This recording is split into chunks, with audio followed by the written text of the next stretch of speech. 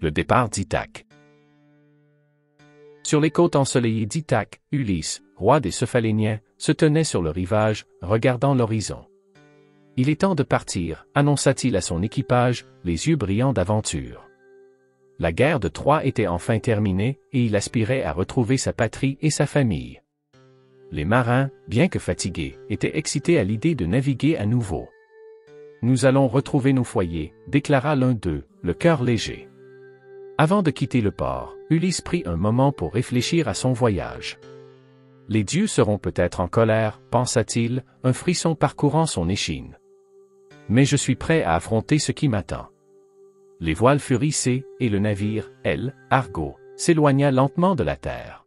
« À Ithaque !» crièrent les marins, levant leurs épées en signe de triomphe. Cependant, alors qu'ils prenaient le large, une ombre passa au-dessus d'eux. « Poséidon, le dieu des mers, pourrait bien nous tester, » murmura un marin. Ulysse, conscient des dangers que pouvait représenter la mer, se tenait fermement à la barre.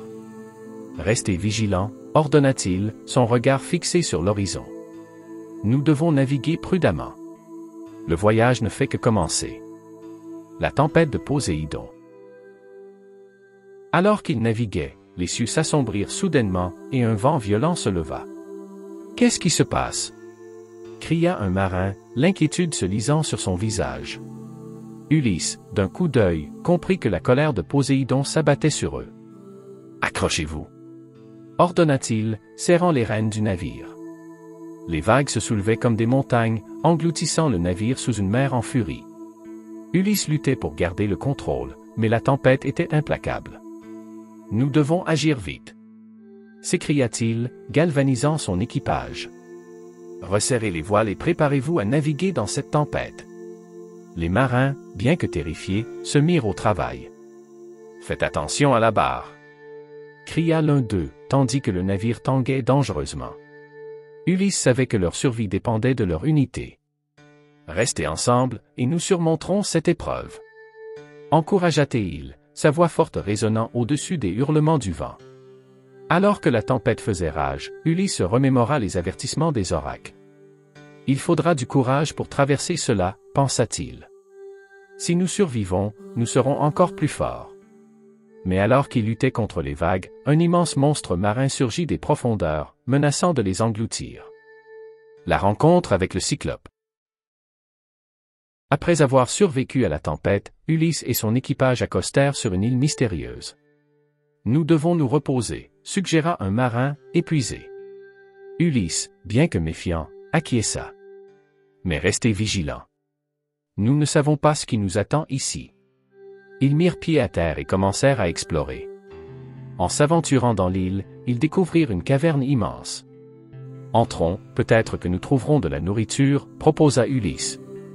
À l'intérieur, ils trouvèrent des provisions et des objets étranges.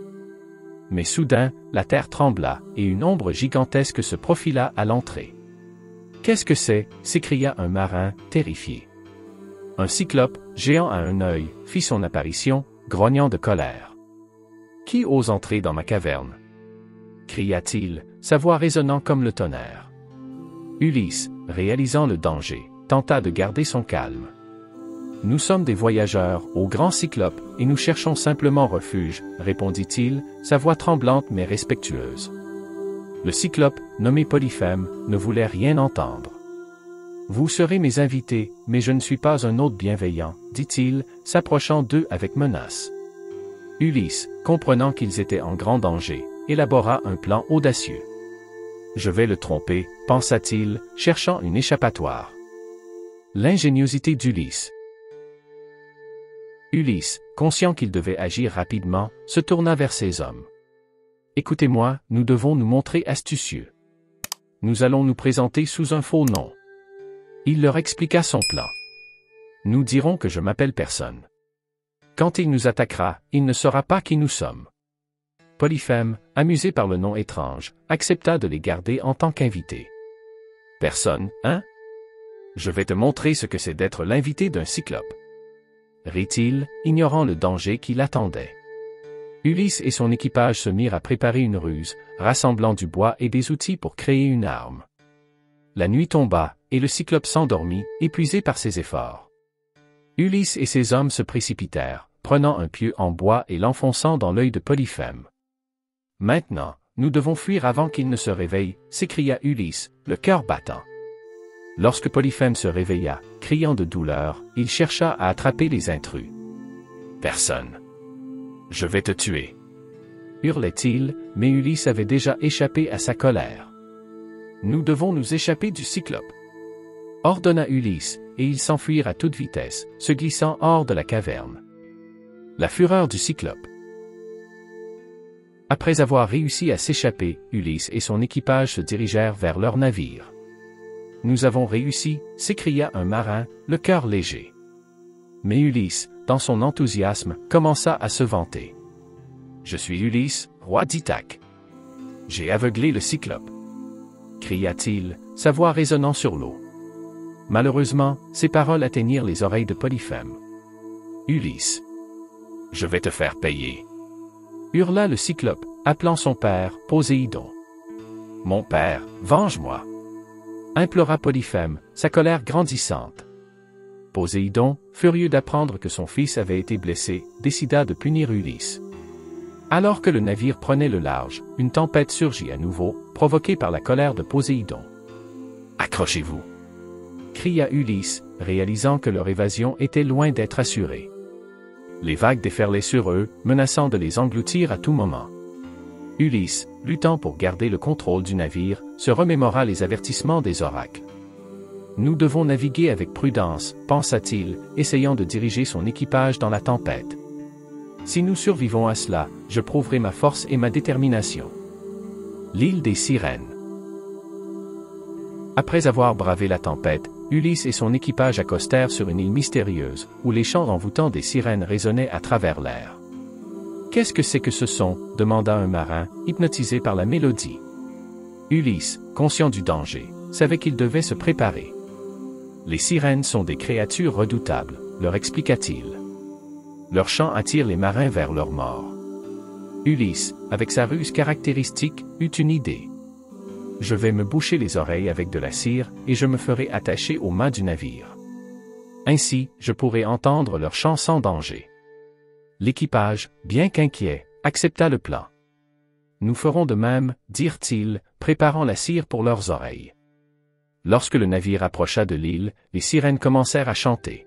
« Venez, beaux marins, rejoignez-nous » chantait-elle d'une voix douce et envoûtante. Ulysse, attaché au mât, se mit à lutter contre ses liens, désireux de plonger dans les eaux. « Libérez-moi. Je veux les rejoindre. » cria-t-il. Mais l'équipage, obéissant aux ordres d'Ulysse, continua de ramer, ignorant les appels des sirènes. « Ne les écoutez pas » hurla Ulysse, réalisant le danger. « Tenez bon. Ne cédez pas à la tentation. » Grâce à leur détermination, ils réussirent à passer devant l'île, échappant ainsi à la mort. Le passage des monstres. Après avoir échappé aux sirènes, Ulysse et son équipage se retrouvèrent confrontés à un autre défi redoutable, Charybde et Scylla. « Nous devons passer prudemment » avertit Ulysse, son cœur se serrant à la pensée de ces monstres. Scylla est un monstre à 6 têtes, et Charybde est un tourbillon qui engloutit tout. Les marins, terrifiés, se préparèrent au combat.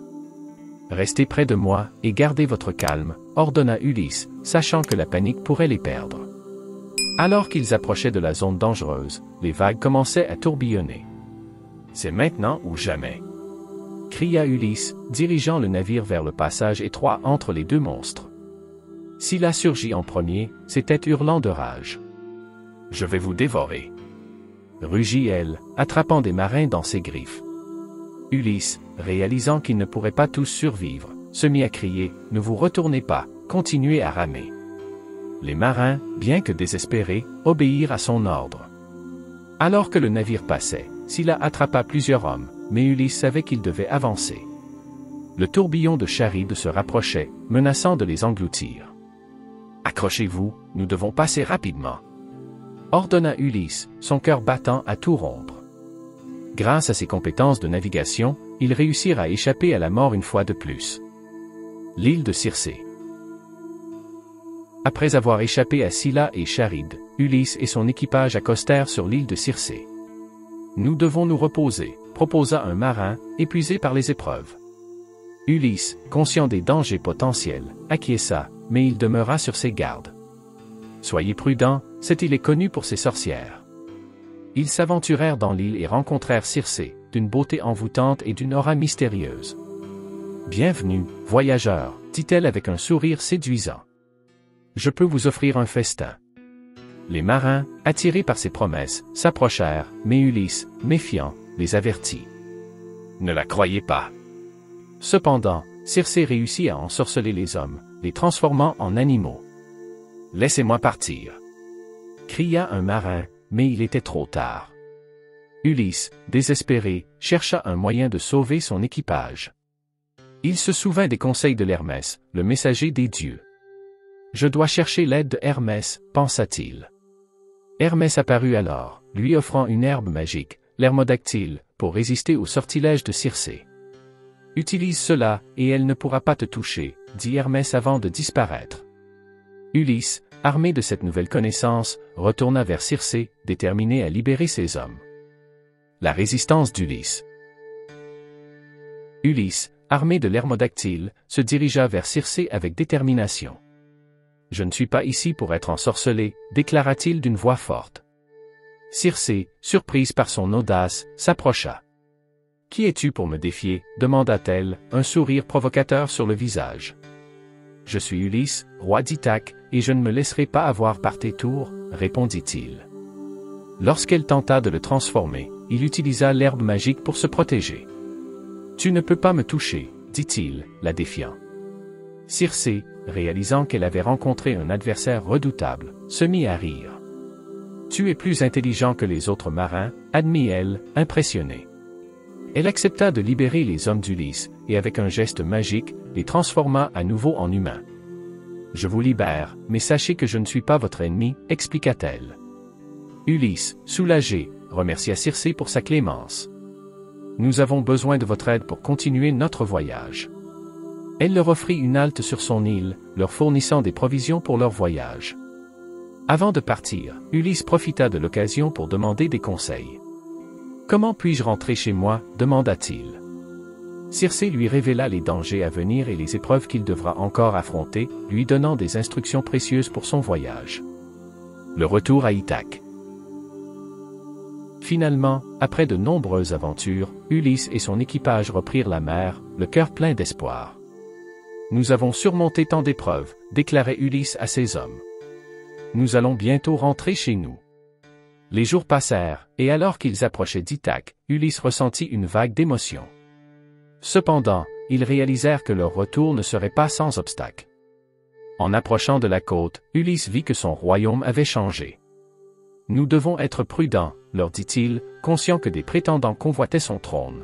« Je vais me déguiser pour évaluer la situation. » Avec l'aide de Minot, un ancien roi, Ulysse se transforma en mendiant pour infiltrer son propre palais. « Je vais découvrir qui a usurpé ma place, » murmura-t-il en se glissant dans les ombres. Ces hommes, quant à eux, se préparèrent à l'action. « Nous ne laisserons pas notre roi tomber, » promirent-ils, prêts à défendre leur terre. Lorsqu'Ulysse entra dans le palais, il vit les prétendants s'attaquer à son trône, se moquant de lui. « Je suis ici pour reprendre ce qui m'appartient, » déclara-t-il d'une voix forte. Les prétendants, surpris, se retournèrent. « Qu'est-ce que ce mendiant fait ici ?» demandèrent-ils, mais Ulysse, avec une détermination renouvelée, s'apprêtait à reprendre son royaume.